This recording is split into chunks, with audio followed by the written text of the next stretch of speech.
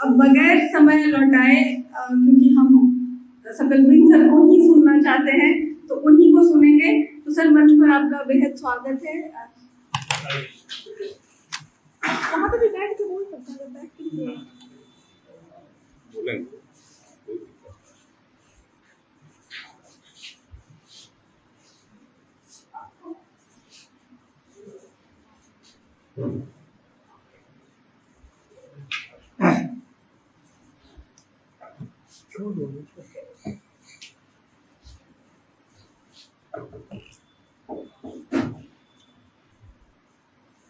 आदरणीय विभागाध्यक्ष महोदय, हिंदी और अन्य विषयों से आए हुए विद्वान शिक्षकगण, बच्चे और बच्चियां,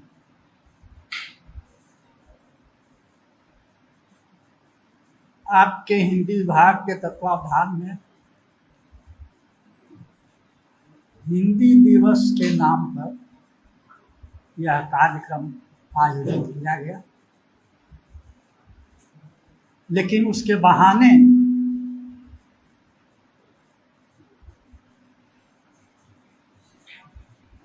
हिंदी के ही एक व्यक्ति सुदामा पांडे, जो धूमिल के नाम से लिखते थे, उनके संदर्भ में कुछ बात करने का अवसर निकाला गया।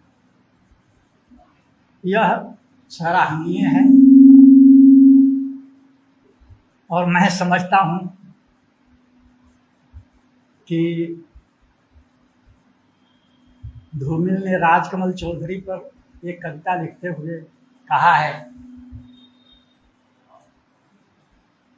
जब लोग उनकी मृत्यु के बाद शोक सभाओं का, या यूँ कहें कि उनकी स्मृति की सभाओं का आयोजन बार बार कर रहे थे, तो उन्होंने व्यंग किया है कि मानो यह विलायती, बच्चों के खेलने वाले विलायती पिस्तौल का देसी मॉडल है।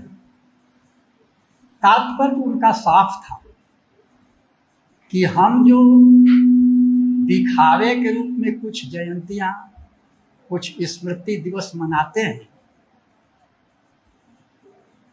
उसका कोई अर्थ नहीं रह गया है, बल्कि उसके बहाने जो कुछ अच्छा निकल पाता है, अच्छा हो पाता है, हम सब मिलकर के अच्छा कर पाते हैं, तो वही उसकी उपलब्धि है।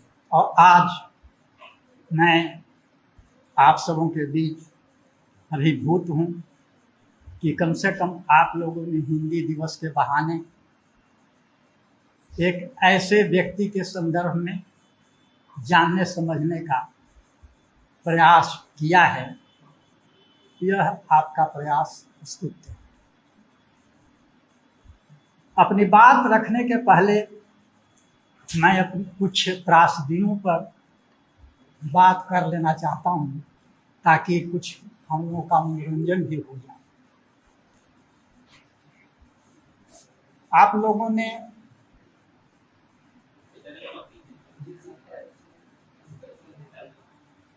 पढ़ा होगा, सुना होगा, गुरुर् ब्रह्मा गुरुर्विष्णु गुरुर्देव महेश्वर गुरु साक्षात परब्रह्म तस्मै श्री गुरुवे नमः। लेकिन बदले हुए समय में गुरु, पहले एक मुहावरा था कि गुरु गुड़ हो रह गया, चेला चीनी हो गया। लेकिन अब मुहावरा टूट करके कहाँ पहुँच गया है? चेला तो चीनी हो ही गया, सुपर फाइन, लेकिन गुरु गुड़ भी नहीं रहा, गोबर हो गया।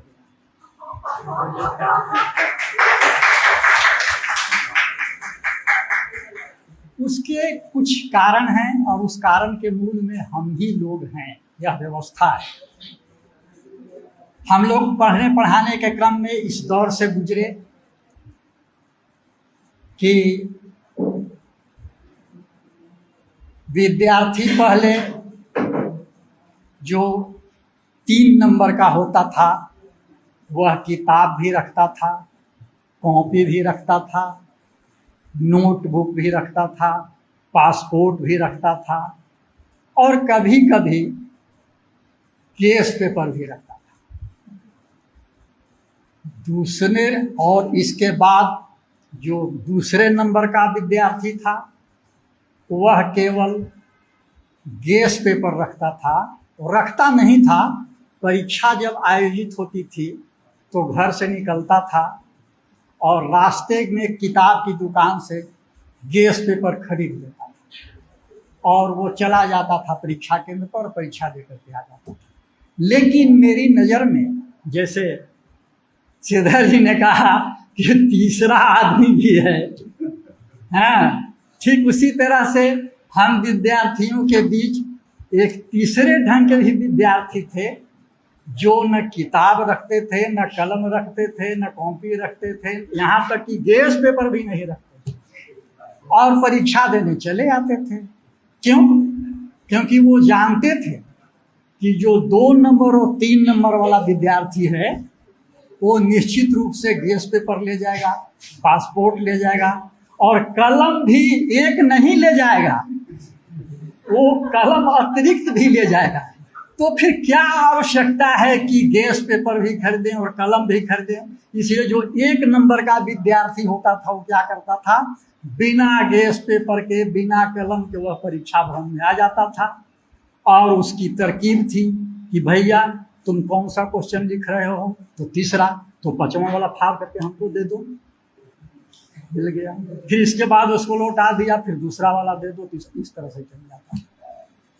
यह जो त्रासदी आई है, मैं त्रासदी इसको कह रहा हूं, किसने लाया उस पर बात बाद में हो सकती है, लेकिन त्रासदी है कि हम विद्यार्थी, हम शिक्षक इस त्रासदी से गुजर रहे हैं। आज इसी भयंकर त्रासदी के बीच में हम लोग आज भूमि पर बात करने आए। बहुत पहले मैंने कादम्बनी में एक कविता पढ़ी थी, राजेंद्र अवस्थी उसके संपादक हुआ करते थे। मेरे नज़र से वो कविता मुझे अफसोस है कि वह पूरी कविता मेरे पास नहीं है और शायद वो प्रति मिलती तो मैं जान पाता, लेकिन उसका आशय था इसी संदर्भ का कि तुम अच्छे धनुर्धर हो, तुम्हारे पास अच्छा धनुष और तीक्ष्ण बाण भी सब है। धनुष भी तुम्हारे पास है, बाण भी बहुत अच्छे हैं तुम्हारे पास, तीक्ष्ण हैं, और तुम अच्छे धनुर्धर हो, तुम तीक्ष्ण बाण संधान करना भी जानते हो। लेकिन उस कविता में यह एक बात आई थी कि वो जो धनुष है उसमें प्रत्यंचा नहीं, डोरी नहीं है। क्या करेगा धनुर्धर, क्या करेंगे बाण? आज यही तो हो गया कि हम अच्छे धनुर्धर हैं, धनुष चलाना खूब बढ़िया से जानते हैं, बाण भी हमारे पास तीक्ष्ण हैं जो हम छोड़ सकते हैं, और धनुष भी बहुत बढ़िया है, चमचमाता हुआ, परंतु उसमें डोरी नहीं है। हम किस पर चढ़ा करके उन बाणों को फेंकें जिससे कि वह संधानित हो लक्ष्य पर? ये त्रासदी है आज। लेकिन मैं आपका बहुत समय नहीं लूंगा, बोझिल नहीं करूंगा, यह जानते हुए कि हम लोग इस दौर से गुजर रहे हैं। हम आपसे यह गुजारिश करेंगे कि एक शेर आया है कि टूट जाता है पत्थर से हर शीशा, याद करो, याद करो, टूट जाता है पत्थर से हर शीशा, याद करो, लेकिन टूट जाए जिस शीशे से हर पत्थर, तुम पर भार है।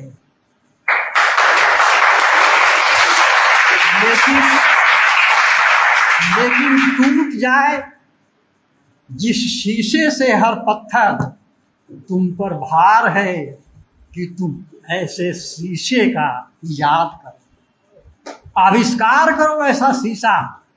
या हम नहीं कर सकते, आप कर सकते हैं, आप युवा हैं, आप कुछ भी कर सकते हैं। इसलिए मेरी इसी गुजारिश के साथ मैं अपनी बात धूमिल के संदर्भ में थोड़ी रखना चाहूँगा।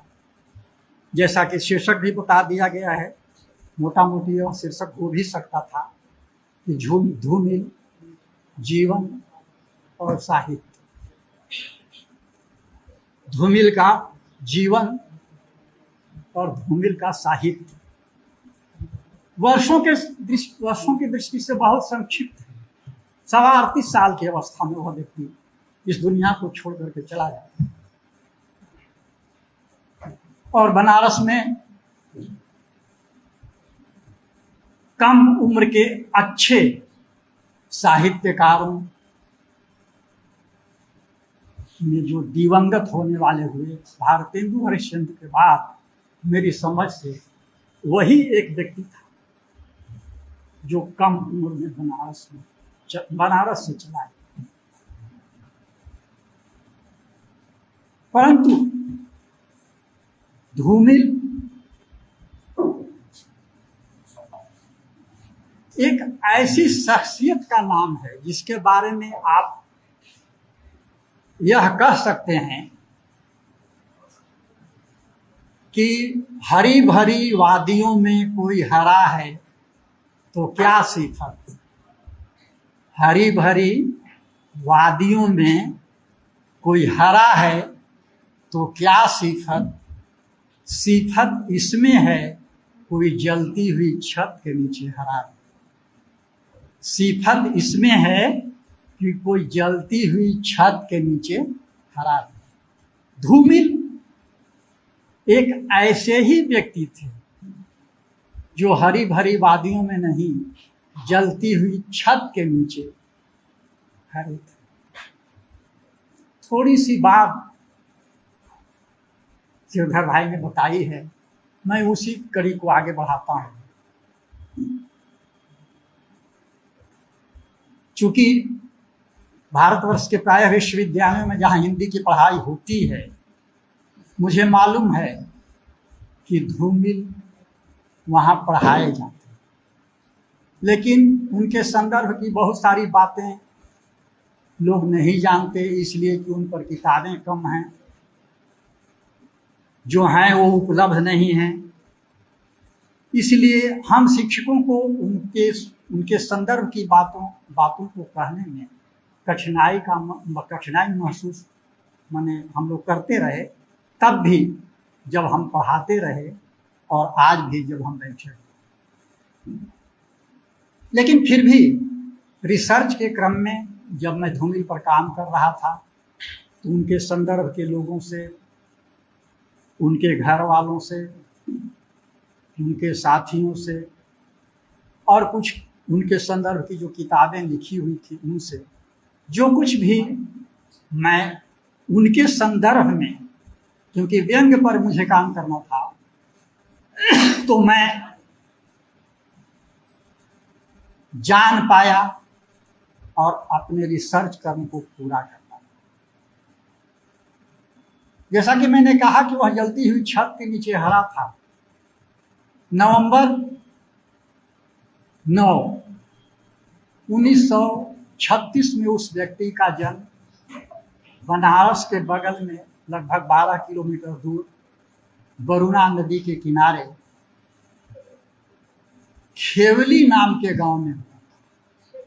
खेवली, हालांकि मैं रिसर्च के क्रम में गया हुआ था उनके गांव, तो मुझे जो पता चला कि उनका जो गांव है, टोला कहें, बिगहा कहें, जो कहें, वरुणा नदी के किनारे, उसका नाम पाड़ेपुर है। लेकिन उसके बगल में एक पुराना रेवेन्यू गांव है, राजस्व गांव जिसको कहते हैं, जिसका थाना नंबर भी होता है, उसका नाम खेवली है। तो खेवली गांव के नाम से ही वे जाने जाते हैं, ऐसे उनके टोले का नाम पाड़े। भदसार मैं वहां गया था। भदसार में एक प्राथमिक विद्यालय था जहां उन्होंने पढ़ाई की, या मध्य विद्यालय था, और वहां से 7वें तक की पढ़ाई करके 8वां के लिए बगल में एक हरहुआ बाजार है, वहाँ वरुणा नदी के उस पार, वहाँ से जिसका नाम था कृषक क्षत्रिय कुर्मी क्षत्रिय इंटर कॉलेज, कुर्मी क्षत्रिय इंटर कॉलेज, उन्होंने वहाँ 8वें वर्ग में एडमिशन लिया, और बाद में उसका नाम हालांकि अब हो गया है कृषक इंटर कॉलेज वाराणसी। उसी से उन्होंने 1953 में मैट्रिक की परीक्षा पास की, दूसरे दर्जे से, द्वितीय से। लेकिन धूमिल के पिताजी का देहांत उनके 11 वर्ष की अवस्था में हो गई। उसके बाद उनके चाचा थे 2, उनका देहांत हो गया। दादा परदादा छेदा पांडे ये सब जो थे वो तो पहले ही गुजर गए थे। तो धूमिल पर यह भार हुआ आफ्टर मैट्रिकुलेशन, यद्यपि उसने हरिश्चंद्र कॉलेज में वाराणसी में एडमिशन भी ले रखा था आगे की शिक्षा के, लेकिन दुर्योग ऐसा हुआ कि आर्थिक कारणों से वह अपनी पढ़ाई को मैट्रिकुलेशन के बाद आगे नहीं ले जा सका, और इसी बीच में वह व्यक्ति 53 के बाद रोजी रोटी की जुगाड़ में, क्योंकि वह घर का मुखिया हो गया था, कोई गार्जियन नहीं था, भाई वे 4 थे जिसमें सबसे बड़े यही थे। वो व्यक्ति मैट्रिकुलेशन पास करने के बाद कलकत्ता चला गया रोजी रोटी के लिए। कलकत्ता जाने के बाद उनके एक मौसेरा भाई थे, उनके पास उन्होंने प्रयास किया कि ये महानगर है, अब तो पश्चिम हो गया है, पहले रोजगार के लिए बिहार के लिए सबसे उम्दा जगह क्या थी? कलकत्ता। तो लोग कलकत्ता जाते थे, चले गए, उत्तर प्रदेश बिहार के लोग जाते थे। लेकिन प्रयास करने के बाद भी उनके परिवार के जो मौसेरे भाई थे उनके द्वारा कहीं उनकी सेवा का जुगाड़ नहीं हुआ। तो एक तारकनाथ पांडे थे, उनके सहपाठी भी थे, उनके यहाँ गए। तो इसके बाद उन्होंने भी प्रयास किया, जब कहीं जुगाड़ नहीं उनको लगा, तो थोड़ा सा वो स्वाभिमानी आदमी था वो, और थोड़ा सा लिहाजी भी उसको लगा कि इस कलकत्ता जैसे शहर में किसी के माथे रहना कहाँ तक उचित है, ज़्यादा दिन। इसलिए उनके गांव के एक व्यक्ति थे घीसन यादव, जो वहीं पर रह करके लोहा ढोने का काम करते थे। वो घीसन यादव से मिले और उन्होंने लोहा ढोने का काम शुरू। जब तारकनाथ पांडे जी को यह पता चली बात कि सुदामा पांडे लोहा ढो रहा है, तो उन्होंने अपने बहनोई राम लखन जी से कह करके किसी प्रकार से उस व्यक्ति की एक नौकरी खोज दी। मेसर्स तलवार एंड ब्रदर्स प्राइवेट लिमिटेड, यही उसका नाम था, और उसका काम था जंगलों से लकड़ियों को काटना और बेचना। उसमें पासिंग ऑफिसर के रूप में वह व्यक्ति नौकरी उसने शुरू कर दी। 450 रुपया और 6 पैसे प्रति घन फुट उसको मिलता था उसका तनख्वाह या जो है। एक इसी क्रम में वह विभिन्न प्रकार के जंगली पहाड़ी क्षेत्रों में जाने का उसको मौका मिला। उसी दरमियान वह व्यक्ति बीमार पड़ा। बीमार पड़ने के बाद वह बिस्तर पर लेटा हुआ था। उसके मालिक का संदेश आया, उस समय वो पूर्णिया में था। संदेश आया कि तुमको गुवाहाटी जाना है। तो गुवाहाटी जाना हो कैसे, इसलिए कि वो तो आदमी बीमार था। तो इसने कहा कि मैं बीमार हूँ और इसलिए मैं गुवाहाटी नहीं जा सकता। तो मिस्टर तलवार ने कहा कि लिख करके दिया ट्रंक से कि मैं तुम्हारे सेहत के लिए, तुम्हारे स्वास्थ्य के लिए मैंने रखा है, मैंने अपने काम के लिए तुमको रखा है। I am paying for my work not for your health. अंग्रेजी में कुछ ऐसा ही लिखा हुआ है।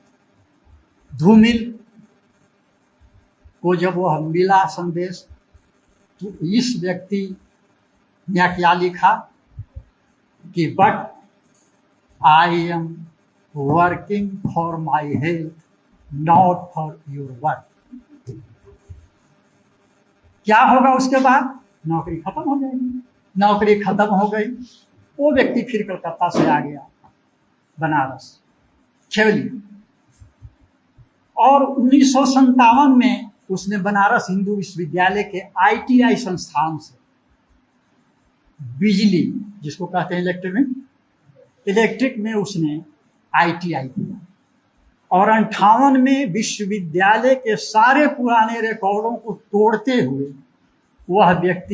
उस व्यक्ति ने अपना रिजल्ट लाया, जिसके चलते उस संस्थान के प्रिंसिपल ने कहा कि तुम ऐसा करो सुदामा कि तुम हमारे यहाँ इंस्ट्रक्टर के रूप में बहाल हो। अपनी इच्छा के विपरीत, अपनी प्रवृत्ति के विपरीत धूमिल परिवार के भार के कारण सरकारी नौकरी में चला। लेकिन उसकी आदत थी, सचमुच में ब्राह्मण थे, जात से तो वो व्यक्ति ब्राह्मण था ही। लेकिन दिनकर जी ने लिखा है कि सहनशीलता को अपनाकर ब्राह्मण कभी न जीता।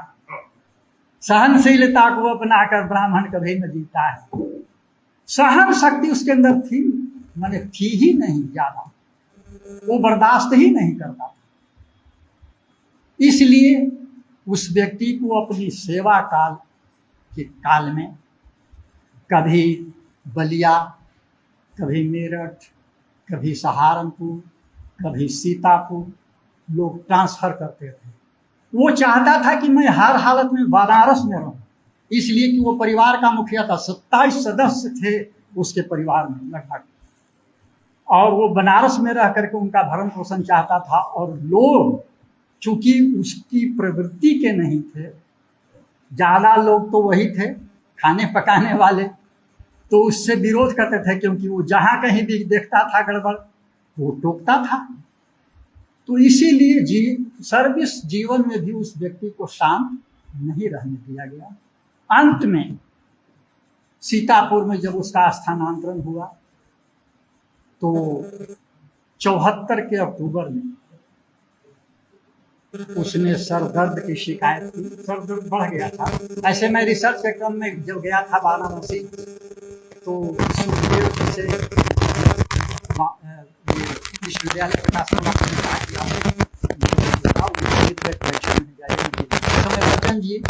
बच्चन सिंह और वो दोनों बैठे हुए थे। मैं गया तो कहा कि इसे सर हम आए हैं बिहार से और धूमिल पर मैं काम कर रहा हूँ, तो कुछ आप हमको सजेस्ट करते।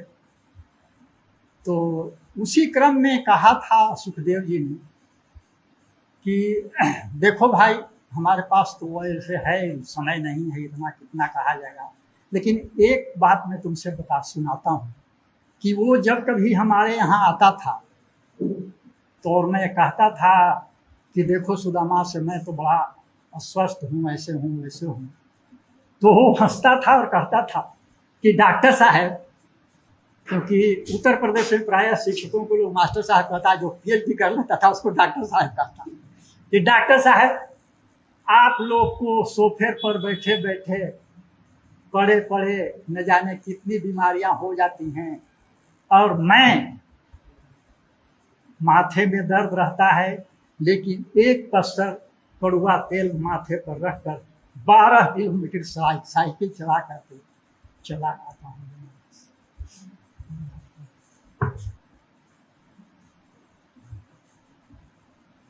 कहने का मेरा मतलब, ये जीवन था धूमिल का संक्षेप में।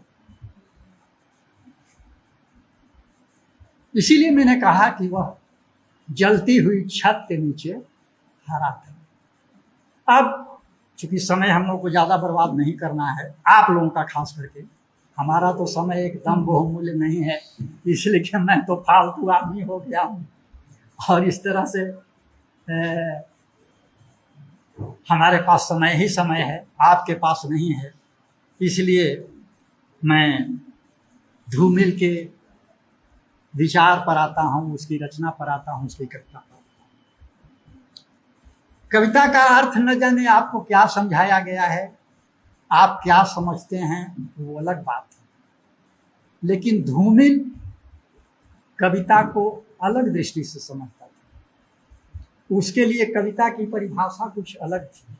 हमारे यहाँ कहा गया है वाक्यम रसात्मकम काव्यम, फिर कहा गया रमणीयार्थ प्रतिपादक शब्द काव्यम, कहा गया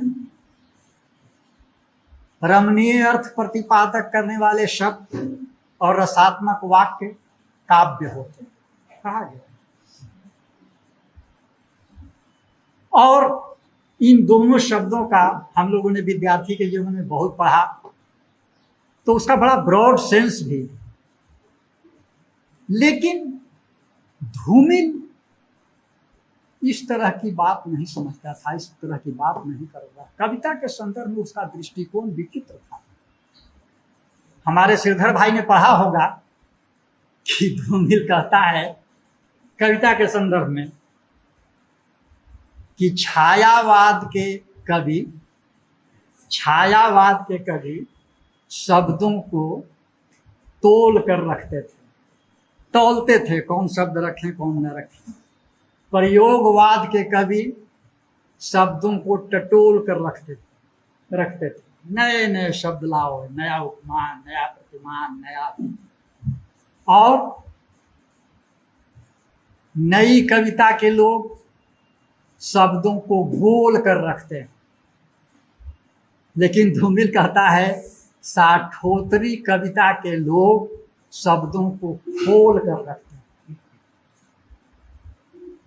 श्रीधर भाई बोलने के क्रम में कहा कि कविता पीढ़ी के धूमिल आदमी थे। हम लोग सभी विद्यार्थी हैं, मैं भी अपने को आज ही विद्यार्थी मानता हूँ। यह समझ लेना चाहिए कि धूमिल किसी भी पीढ़ी का, किसी भी दरमियान का, किसी भी छत का, किसी भी संगठन का वह रचना का। उसने खुद लिखा है कि साठोतरी कविता के लोग शब्दों को खोल कर रखते हैं, और खोल कर रखते। सीरी फरहाद का स्नेह, न लैला मजनू का इश्क, और न राधा कान्हा का प्यार है कविता, बल्कि खड़ग सिंह को बाबा भारती, आप लोग से पढ़ा कि नहीं, हमारे मित्र लोग जान रहे हैं। खड़ग सिंह को बाबा भारती, हार की जीत, और सुदर्शन, और होरी और हल्कू जैसे हलवाहे को हथियार बनाने हेतु औजार है कविता। ये कविता है धूमिल की दृष्टि में। सीरी फरहाद का स्नेह, लैला मजनू का इश्क, राधा कान्हा का प्यार नहीं, बल्कि वह कविता जो खड़ग सिंह को बाबा भारती बना दे, यह भी है कविता। वह कविता जो होरी और हल्कू को हथियार बना दे, और मैं आपसे यह विश्वास पूर्वक कहता हूँ, आप धूमिल को पढ़ेंगे तो लगेगा कि धूमिल कविता को हथियार की तरह ही ट्रीट करता था, हथियार की तरह उसको इस्तेमाल करता था।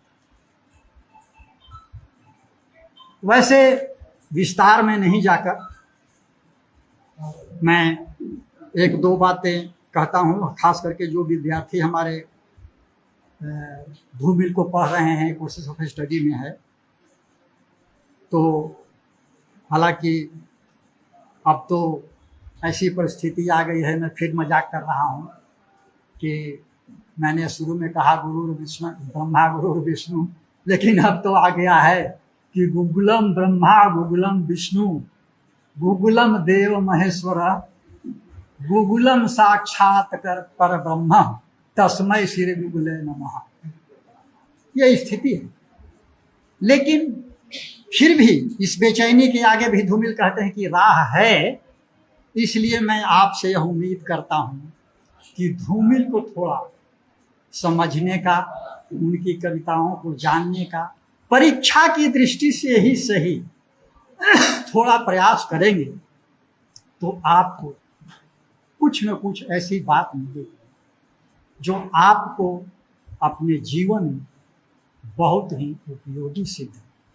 कि धूमिल यह मानते थे कि कविता की कोई भाषा नहीं होती, और भाषा को ठीक करने के पहले मैं आदमी को ठीक करना चाहता हूँ। और आप समझ लीजिए कि इस जमाने में जहाँ भगवान होना तो बड़ा आसान है, 2 4 10 मीडिया हाउस लग गए, चेले चपाटे लग गए, आप भगवान बन गए। सबसे कठिन आदमी बनना है। इसलिए धूमिल हमेशा इस बात के लिए अपनी रचनाओं में चिंतित रहा कि आदमी बना रहा जाए। इसीलिए क्या कहता है मोचीराम बाबूजी, यदि जीवन जीने के पीछे कोई तर्क नहीं है तो रामनामी बेचकर या रंडियों की दलाली कर रोजी कमाने में कोई फर्क नहीं। रोजी तो कमा रहे थे सत्य हरिश्चंद्र भी, उसी बनारस में कथा मिलती है। लेकिन आप उस व्यक्ति की आदमियत को देखिए जो कथा मिलती है। मैं इस कथा की प्रामाणिकता के बारे में कुछ नहीं कहता, लेकिन वो कथा तो है, हमारे जीवन की कथा है कि वो व्यक्ति काशी कर्णिका घाट पर अपनी पत्नी से अपने बेटे की लाश का आधा भाग, जो कफन भी नहीं है, आंचल ही मांग लेता है। धूमिल इसी की ओर संकेत करता है। भाषा में आदमी होने की तमीज है। कविता कोई कुर्ता का कमीज नहीं है, न कुर्ता है न पैजामा है, बल्कि शब्दों के कटघरे में बस बेकसूर आदमी खड़े, मुजरिम के कटघरे में खड़े व्यक्ति का, बेकसूर व्यक्ति का हलफनामा। ये धूमिल की कविता है। धूमिल आदमी की बात हमेशा करता है, आदमी होने की बात हमेशा करता है। इसलिए आप चाहे मोचीराम पढ़ें, प्रौढ़ शिक्षा पढ़ें, उनकी कवि 1970 पढ़ें, जो भी रचनाएं आप पढ़ेंगे उनमें इस तरह की बातें आपको दिख जाएंगी। धूमिल के बारे में यह बात कही जाती है कि वह व्यक्ति बहुत अनाप शनाप लिखता था, गाली गलौज की भाषा लिखता था। लेकिन धूमिल साठोत्तरी कविता का कबीर भी तो था। धूमिल जब साठोत्तरी कविता का कबीर है तो वो कबीरा बानी बोलेगा ही, वो ठाकुर सुहाती नहीं कहेगा। इसलिए धूमिल लगने वाली वो बात बोलता था। हम बच्चियों के लिए उसने कहा है कि चुटकुले से घूमती हुई लड़कियों के स्तन नकली हैं युवकों के दांत, लेकिन आप क्रोधित मत होइए। वो कहता है कि जिस देश का सौंदर्य और जिस देश की शक्ति दोनों नकली हो जाएं। उसका देखिए, उसकी कविताओं को समझने पढ़ने का प्रयास कीजिएगा। तब वो कहता है कि चुटकुले से घूमती हुई लड़कियों के स्तन नकली हैं जोकों के दांत। वो क्रोध में कहता है, लेकिन उसके पीछे उसका तर्क क्या है? तर्क यह है कि तुम गौर करो कि जिस देश का सौंदर्य भी नकली हो जाए और जिस देश की शक्ति भी नकली हो जाए, युवक युवतियां एक सौंदर्य के प्रतीक हैं, दांत शक्ति का प्रतीक है, तो उस देश का क्या होगा? धूमिल इस तरह की बात। तो मेरा कहने का मतलब है कि धूमिल भाषा के लिए वे बहुत बदनाम रहे। यद्यपि कि श्री विद्या निवास मिश्र जी ने कहा है कि धूमिल की भाषा पर, उनकी तल्ख टिप्पणियों पर, तल्ख भाव पर बात करने से बहुत बात हुई। अच्छा होता कि धूमिल की चिंताओं पर बात होती। वह चिंता करता था किसकी? कविता की। चिंता करता था किसकी? आदमी की। क्योंकि हमारे तुलसीदास ने कहा है कि रति भनित भूति भली सोई, सुर सरि सम सब कहीं तो हो।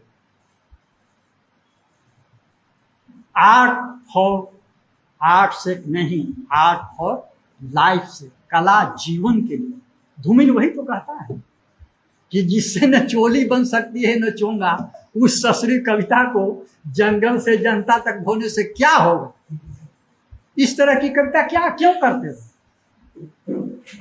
जिस कविता से कुछ बदलाव ही नहीं होना है, उस कविता, वैसी कविता क्यों करते हो? वो उस तरह का हो युवा कविता। और इसीलिए जब 20 साल के बाद भ्रम टूटना शुरू हो गया था हमारे देश में, और इसके पहले दिनकर जी ने लिखा 1954 में, जब मैट्रिकुलेशन पास कर गया था धूमिल, होश करो दिल्ली के देवों होश करो, सब दिन तो यह मोहिनी में चलने वाली है, होती जाती हैं गर्भ दिशाओं की सांसें, मिट्टी किसी दिन आग उगलने वाली है। वही आग धूमिल अपने अल्पकाल में हमेशा उगलते रहे। इसीलिए कहता है कि आज़ादी क्या सिर्फ 3 थके हुए रंगों का नाम है जिन्हें एक पहिया ढोता है, या उसका कोई खास मतलब होता है? अरे आज़ादी है तो आज़ादी का कुछ अर्थ भी तो होगा। उसका अर्थ इतना ही है कि केवल एक झंडा फहरा दिया 3 रंग का, उसमें एक पहिया लगा हुआ है। कहता है कि क्या सिर्फ 3 थके हुए रंगों का नाम? उसकी बात सुनिए। 3 थके हुए रंगों का नाम है आज़ादी, जिन्हें एक पहिया ढोता है, या उसका कोई खास मतलब होता है? जिस बनारस में बैठ करके 40 के दशक में, 30 के दशक में जयशंकर प्रसाद ने कहा, और यह मधुमेह देश हमारा, उसी बनारस के बगल में बैठ करके धूमिल ने क्यों कहा कि कश्मीर से, हिमालय से हिंद महासागर तक, हिमालय से हिंद महासागर तक जली हुई मिट्टी का ढेर है यह देश? कारण तो कुछ रहा होगा। जली हुई मिट्टी का ढेर है, मिट्टी का ढेर भी नहीं कहा। आप उसकी सब शक्ति पर जाइए, कहता है कि जली हुई मिट्टी का ढेर है यह देश, हिमालय से हिंद महासागर तक। मतलब जिस पर कुछ भी नहीं उग सकता, तो फिर धूमिल जैसे कवि कैसे हुए? जहां एक छोटी सी घास नहीं उग सकती है जली हुई मिट्टी में, उस पर धूमिल जैसा व्यक्ति, धूमिल जैसा कवि कैसे उत्पन्न हुआ? तो ये थे दृष्टिकोण उसके, धूमिल के। इसीलिए वो हमेशा कहता था कि मेरी कविताओं को दूसरे प्रजातंत्र की तलाश है। और वो ठीक है कि धूमिल अपनी रचनाओं में इस तरह की बात करते रहा। हालांकि मंजूर उपाध्याय का नाम आपने सुना होगा, यहाँ गोरखपुर विश्वविद्यालय हिंदी विभाग अध्यक्ष के पद से रिटायर किए थे उनके पिताजी, नाम था उनका विश्वंभर पांडे। उन्होंने एक किताब लिखी है धूमिल पर, मंजूर उपाध्याय उनका नाम। उन्होंने धूमिल को नक्सलवादी सिद्ध करने का प्रयास किया है। यद्यपि कि उन्होंने एक कविता भी लिखी है नक्सलवादी, श्रीधर भाई पढ़ाते हैं तो देखिए मिली होगी वो कविता। लेकिन आप देखेंगे, और बहुत प्रयास किया उन्होंने, बहुत उदाहरण दिया, आप कभी किताबों मिल जाएगी तो पढ़ लेंगे। लेकिन धूमिल की कविताओं को यदि बहुत जेहन से देखा जाए तो ऐसा नहीं है।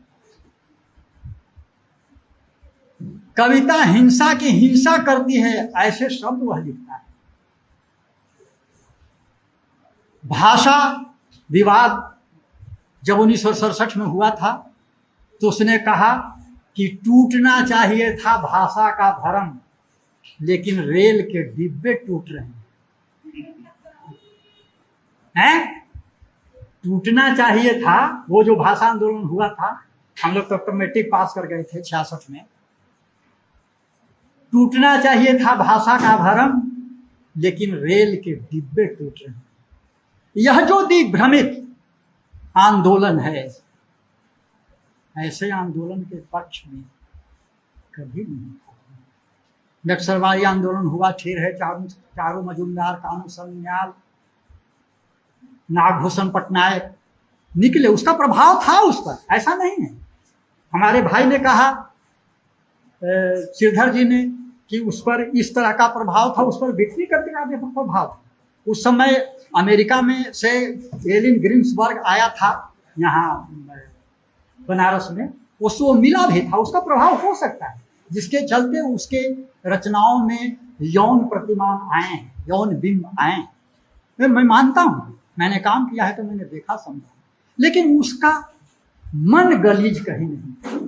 वो बड़ा ही शुद्ध भाव का, बड़ा ही उत्तम विचार का, सचमुच विचार से ब्राह्मण वह व्यक्ति था, कर्म से वह ब्राह्मण था। जाति की बात छोड़, ऐसे में जब उनके घर गया था तो प्रभावती चाची थी जो बाल विधवा थी, उनकी माँ मिली थी। मैं जब गया तो यह जान करके यह व्यक्ति बिहार से आया है और हमारे बाबू पर कुछ लिखना है इसको, तो उन लोगों ने चरपाई लाई, मुझे बैठाया, एक पावा धर करके उनकी माँ, एक पावा धर करके प्रभावती चाची मेरे साथ बात करती रही, रोती। लेकिन जब खाने का समय है तो प्रभावती चाची ने मुझे कहा, बबुआ चलो अब खाए के बाद। और मुझे कहाँ ले करके गए वो, अपने चौके में, क्योंकि अब तो किचन अलग, डाइनिंग टेबल अलग, उसका खाने का की जगह अलग, उसका खाने की जगह अलग नहीं। जहाँ चूल्हा जला था, जहाँ खाना हुआ था, उसी के बगल में मुझे बैठाया गया और बिल्कुल प्रभावती चाची ने मुझे जैसे माँ खिलाती है अपने बच्चे को, इसीलिए मैं कहता हूं कि वो व्यक्ति जाति से ब्राह्मण हो चाहे नहीं, विचार से तो वह ब्राह्मण, ऐसा होना चाहिए। तो इस प्रकार से हमारे भाई ने एक बात कही है, मैं उसको भी थोड़ा सा हाईलाइट कर दूं। हो सकता है समय अभाव में उन्होंने छोड़ दिया जानबूझ करके। धूमिल कहते हैं संसद, रोटी और संसद में, कि एक रोटी बेलता है, एक रोटी खाता है, लेकिन एक तीसरा व्यक्ति भी है जो न रोटी बेलता है न रोटी खाता है, वह सिर्फ रोटी से खेलता है। इतनी पैनी दृष्टि धूमिल की थी। शोषक और शोषित तो कार्ल मार्क्स जो वामपंथी विचारधारा के जनक हैं वो भी कहते हैं, लेकिन धूमिल की दृष्टि देखिए। धूमिल कहता है कि ठीक है कि एक रोटी बेलता है, मतलब वो काम करता है, खाता नहीं, लेकिन एक है कि रोटी बेलता है पर खाता नहीं, एक है कि रोटी खाता है पर बेलता नहीं, मतलब कमाता नहीं। लेकिन धूमिल ने कहा कि नहीं, यहीं तक बात नहीं है, एक तीसरा व्यक्ति भी है जो न रोटी बेलता है न रोटी खाता है, वह सिर्फ रोटी से खेलता है। और इस देश में रोटी खेलने की चीज हो जाए। आप गौर कीजिए, जिस देश में रोटी खेलने की चीज हो जाए, अगर भगवान कोई भी होगा तो शायद उस देश को नहीं बचाएगा। खेलने का मतलब अरबों खरबों, एक बच्ची की विवाह हमारे यहाँ 500 रुपये में भी हो जा सकती है। चलो कुछ हो गया, पंडित जी को कह दिया कि सर क्या कीजिएगा, 125 रुपया ले लीजिए, इसको ये किया वो किया। लेकिन आप हमारे देश की शादियां देखें, धूमिल इसी को कहता है कि एक तीसरा आदमी भी है जो न रोटी बेलता है न रोटी खाता है, वो सिर्फ रोटी से खेलता है। इसके कारण सबसे अधिक दिक्कत है यहाँ। इससे ज्यादा कहने की जरूरत नहीं है, आप सब समझदार हैं। वो तीसरा व्यक्ति के कारण, जैसे कहता है वह अकाल दर्शन में कि भूख कौन उपजाता है, हम क्यों भूखे। तो चालाक आदमी आता है, वो बाढ़ की तरह फैले हुए गलियों में बच्चों की ओर इशारा करता है और कहता है, इशारा करता है कि तुम इसीलिए भूखे हो क्योंकि तुम्हारे बच्चे ज़्यादा हैं। देख रहे हैं ना। तो कहता है वह गली बाढ़ की तरह फैले हुई बच्चों की ओर इशारा करता है। कहने का मतलब कि the fruits of economic development is eaten by newcomers, उसका यही कहना है। वो चालाक आदमी जब हम धूमिल पूछता है, धूमिल का कविता नायक पूछता है कि हम भूखे क्यों हैं अकाल दर्शन में, तो वो दिखा देता है बच्चों को कि ये इनके चलते, क्योंकि the fruits of economic development is eaten by newcomers. लेकिन जो धूमिल की कविताएं हैं वह दृश्य की नहीं, दर्शन की कविता। दृश्य की कविता नहीं है, दृश्य बहुत छोटे छोटे हैं। आप मोचीराम को देखो, दृश्य की कविता क्या है, आप पढ़ना है कि नहीं उदय भाई? ये भिक्षुक कहीं आपके यहाँ है। हाँ, आप तो वो दृश्य की कविता भिक्षुक है। दृश्य की कविता भिक्षुक है, जिसमें कहा जाता है वो आता दो टूक कलेजे के करता पछताता पछताता, पेट पीठ दोनों मिलकर हैं एक, चल रहा लुकुटिया टेक, मुट्ठी भर दाने को भूख मिटाने को, मुंहफटी पुरानी झोली को फैलाता वहाता। फिर अंत में लिखते हैं, चाट रहे जुट्ठी पत्तल वो कहीं सड़क पर खड़े हुए, और झपट लेने को उनसे कुत्ते भी हैं अड़े हुए। निराला ने आदमी को, भारतवासी, भारत के ही एक आदमी को खड़ा कर दिया कुत्तों के सामने। ये कविता का है, लेकिन आप देखें उसमें दृश्य ज्यादा है। आप मोचीराम में दृश्य नहीं देखेंगे, अकाल दर्शन में कहीं अकाल दर्शन में आपको दर्शन मिलेगा, दृश्य नहीं मिलेगा। आप देखते जाइए उन सारी कविता। कहने का मेरा तात्पर्य है, समय बहुत कम है इसीलिए मैं अपने को समराइज कर रहा हूँ। कहने का मतलब है कि धूमिल बहुत पैनी दृष्टि का व्यक्ति था। उसकी रचनाओं को समझने के लिए, उस पर बोलने के लिए उदय भाई, अगर बोला जाए कि इतना बोलना है, इस पर भी बोलना है, इस पर भी बोलना है, तो न जाने कितने दिनों का सेमिनार आयोजित करना पड़ेगा। लेकिन हम चूंकि हमारी सारी सीमाएं हैं, आपकी अपनी सीमाएं हैं, अपना तो समय है, इसलिए मैं अपनी बात को समाप्ति की ओर ले जाने के क्रम में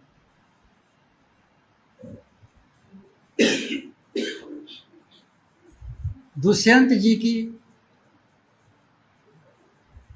उस कविता को प्रस्तुत करना चाहूँगा। यह मेरा मोह है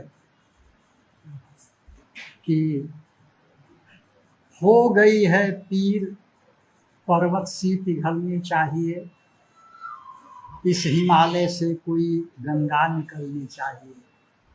हो गई है पीर पर्वत सी पिघलनी चाहिए, अब तो पिघलनी चाहिए। धूमिल की यही इच्छा थी, इसीलिए कहते हैं विद्यानिवास जी कि उसकी चिंताओं पर काम होना चाहिए। वह चिंतित किस बात के लिए था? हो गई है पीर पर्वत सी पिघलनी चाहिए, इस हिमालय से कोई गंगा निकलनी चाहिए। सिर्फ हंगामा खड़ा करना मेरा मकसद नहीं, सिर्फ हंगामा खड़ा करना मेरा मकसद नहीं। धूमिल का भी हम मकसद नहीं था, हंगामा खड़ा उसका मकसद नहीं था। सारी कोशिश है कि ये सूरत बदलनी चाहिए। देख यह दीवार पर्वत पत्ते की तरह हिलने लगी, देख यह दीवार पत्ते की तरह हिलने लगी, शर्त लेकिन ये है कि बुनियाद हिलनी चाहिए। धूमिल उसी बुनियाद, चाहे वो कविता का क्षेत्र हो, चाहे राजनीति का क्षेत्र हो, क्योंकि धूमिल ने अपने वक्तव्य में कहा है कि आज के रचनाकार की समझ राजनैतिक निश्चित रूप से होनी चाहिए। वो धूमिल इस पर जोर देता है। हम लोग को कह दिया जाता है कि विद्यार्थी को पॉलिटिक्स में भाग लेना, अरे तो भाग कौन लेगा यार? विद्यार्थी भागे नहीं लेगा तो कौन भाग लेगा? वही लोग कि टोपियां बदल गई, मौसम नहीं बदला है? इसलिए राजनीतिक समझ बहुत जरूरी है। धूमिल इस पर बहुत जोर देता है अपनी बात। और मैं तो आपको सूचना के लिए, हो सकता है आप जानते हो, इससे राजकमल से धूमिल समग्र करके एक जो ग्रंथावली टाइप की आती है वो प्रकाशित है तुम्हारे पास बाबू? हाँ हाँ, वो उसको आप देखेंगे तो धूमिल एक जगह आपको मिल जाएगा। इसलिए मेरा कहना है कि धूमिल आग की बात करता है, सूरत बदलने की बात करता है।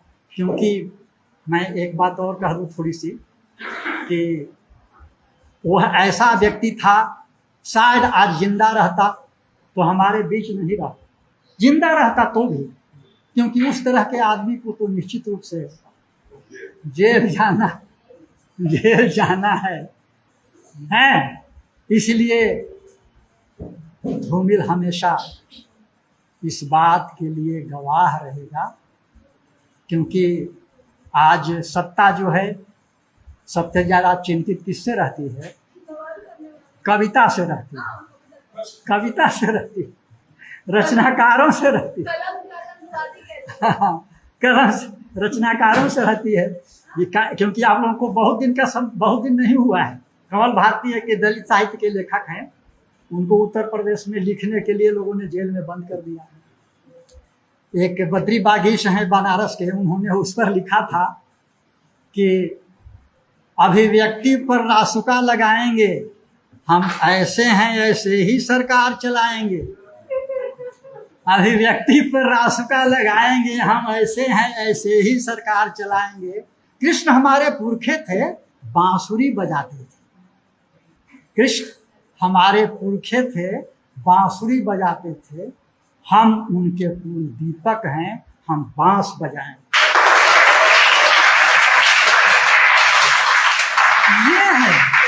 ये है कविता। और जब तक आप साहित्य को, चाहे वो गद्य हो या पद्य, इस रूप में नहीं समझेंगे, तब तक मैं समझता हूँ कि हम लोगों का प्रयास तो अधूरा रह ही गया है। आपका प्रयास सफल हो जाए, क्योंकि धूमिल तो अपने सर दर्द में ही मरते रह गया। अंत में उसने लिखा है, अंतिम कविता उसकी है कि लोहे का स्वाद लोहार से मत पूछो, उस घोड़े से पूछो जिसके मुंह में लगाम है। जो लोहे के चने चबाते हैं वही लोहे का स्वाद बता सकते हैं। धूमिल का उसका तात्पर्य क्या था? लोहे का स्वाद लोहार से मत पूछो, तो लगाम बनाता है केवल, उस घोड़े से पूछो जिसके मुंह में लगाम। गर्जनाएं बनाने वाले, नियम कानून बनाने वाले, उससे क्या पूछते हो नियमों के बारे में? उससे पूछो जो नियमों को झेलता है। हम उस त्रासदी से आज भी जूझ रहे हैं। इसलिए अंत में मैं यही कहूँगा, फिर वही दुष्यंत की पंक्तियों, अंतिम पंक्ति को दोहराते हुए कि तेरे सीने में हो या कि मेरे सीने में सही, तेरे सीने में हो या कि मेरे सीने में सही, हो कहीं भी आग किंतु आग जलनी चाहिए। हो कहीं भी आग किंतु आग जलनी चाहिए। और इस आग को ही बुझा देने का पूरा प्रयास है। क्योंकि लोगों ने कहावतें मुहावरे गढ़ लिए हैं कि हवन करते भी हाथ जल जाते हैं, इसलिए हवन भी मत करो। हवन करते भी हाथ जल जाते हैं, इसलिए हवन मत करो। हमको सावधान रहना है। धूमिल इसी को तो कहता है, सावधान रहो। वो तो प्रचारित करेंगे ही। कहता है धूमिल की हत्यारे अब बिल्कुल सामने नहीं आते। वह व्यक्ति उन्होंने अपने हथियार फेंक दिए हैं। हथियार से मारना यह बहुत पुरानी बात है, और वह तुम्हें हथियार से नहीं विचार से मारना, और विचार की मार बड़ी भारी होती है। आपकी मेंटलिटी को ही बदल दिया जाए, आपकी सोच को बदल दिया जाए, तो क्या होगा? अस्थायी हो जाएगा। फिर तो हम जो कहें गाय तो हूं, भैंस तो हूं, दिन तो हूं, रात तो हूं, यस मैन। धूमिल इसी का तो विरोध करता रहा जीवन में। नहीं, हम जो कहेंगे, जो देखेंगे, जो समझेंगे, वो कहेंगे। इसलिए धूमिल को फिर से समझने के लिए, धूमिल को फिर से जानने की अभी भी आवश्यकता है। मैं, आप लोगों ने मुझे सुना, वैसे मैं मूलतः विकलांग व्यक्ति हूँ। कुछ लोग जिनके पास सांचा है, वो सांचे में मुझे डालना चाहते हैं, लेकिन मेरी विकलांगता उनके सांचे से बाहर आ जाती है, और वे लोग फिर क्या करते हैं? अपने सांचे से मुझे बाहर कर देते हैं। लेकिन धूमिल ने कहा कि इस बेचैनी के आगे भी राह है, इसलिए हमको आपको कभी भी निराश नहीं होना है। साहित्य का जो उत्तरदायित्व है, क्योंकि साहित्य समाज का दर्पण ही नहीं, कैंची और कंघी भी होता है।